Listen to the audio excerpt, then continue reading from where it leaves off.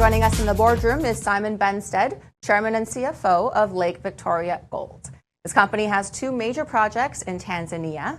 The Imwelo Gold Project, fully permitted and ready for construction with a path to production, and the Tembo Gold Project, which is a play just immediately adjacent to Barrick's mine. That's 20 million ounces worth. Now, Simon, if you can bring you in here, start us off with kind of walking us through your strategy for balancing development at both Imwelo and exploration at Tembo. Yes, of course. Well, thank you for having me and giving me the opportunity to share our story with your viewers. So, as you mentioned, we do have two assets in Tanzania, both significantly advanced, but Imwelo is on a path towards production and really is part of a broader strategy in Tanzania of growth and consolidation. So we aim to use cash flow from Imwelo to explore not only at Imwelo, but also at Tembo. We believe there is significant resource upside at both projects. Well, in terms of numbers, Imwelo has a capex estimate about 15 million. You've got financing partnerships already in place. What does the funding pathway look like from here on out? Yeah, thanks. That's a great question because obviously shareholders are always concerned about dilution. So several months ago, about 8 or 9 months ago, we signed a term sheet with a company called Monetary Metals for a gold forward purchase of up to 7,000 ounces of gold. Now, gold's rallied $1,000 an ounce since then, so we're not so sure that we're going to need the full 7,000 ounces that we negotiated, but we will be fully funded from that program. Mm-hmm. Now, I want to reiterate this because it's so important, but Imwelo is fully permitted, right? And you've got an initial production plan of about 12,000 ounces per year, ramping to 24,000. What sort of de-risking work remains here before construction begins?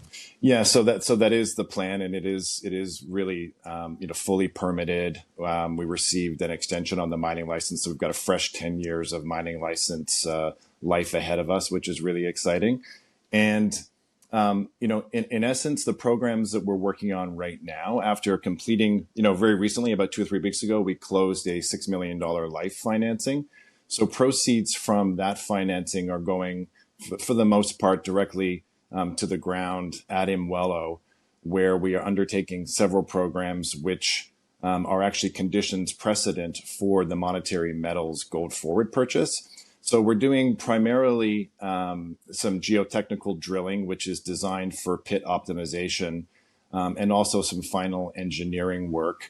You talk about our initial plans for production and a ramp up. So the front end of the plant is our initial production will be approximately 500 tons per day, but the front end of the plant, including the ball mill and the crushing circuits, are actually being built for 1,000 tons per day, so that the upgrade from approximately 12,000 ounces a year to 24,000 ounces a year will be quite seamless.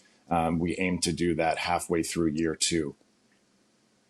And when we talk about Tembo, what kind of confidence do you have that this project, all about exploration upside, has the potential to host something significant? We believe that we have more than one multi-million ounce deposit on the Tembo ground.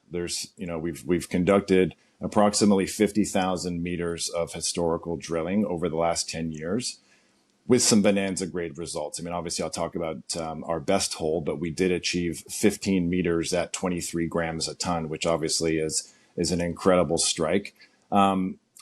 Significant artisanal activity on the ground, both historically and currently.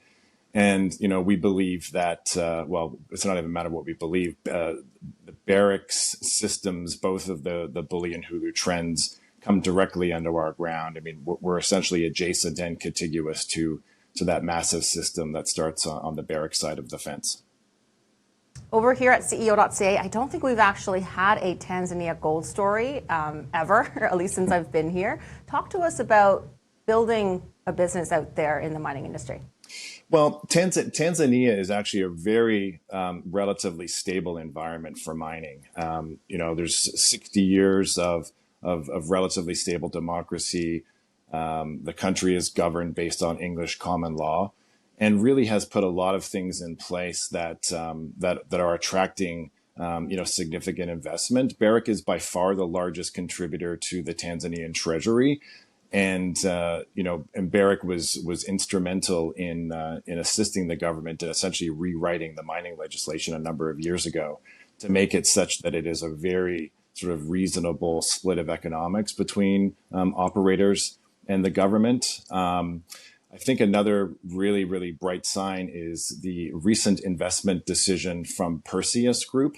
They acquired the Nyanzaga project in Tanzania for, I believe it was $250 million, and very recently announced that they approved a $600 million investment decision to fully develop the Nyanzaga project and bring that into production in partnership with the Tanzanian government. Now, is Barrick involved with your project Tembo at all? Barrick is involved at Tembo. So approximately 3 years ago, we did a very interesting transaction with them where we sold all of the non-core exploration licenses that were surrounding our central claim, where we've done all of our work. They paid us upfront consideration of $6 million for that ground. And most importantly, we retained a lot of upside on that transaction. We are paid on the first 5 million ounces of discovery in any category, inferred or indicated, at $20 an ounce on the first million, 10 on the second, and $5 an ounce thereafter, for total proceeds of up to $45 million. They're drilling on our border, our east-west border. They're drilling on our north-south border, and results are encouraging. But we think there's probably more work to be done with Barrick going forward. A new CEO just took the helm of Barrick, right. And we're interested to see where that goes.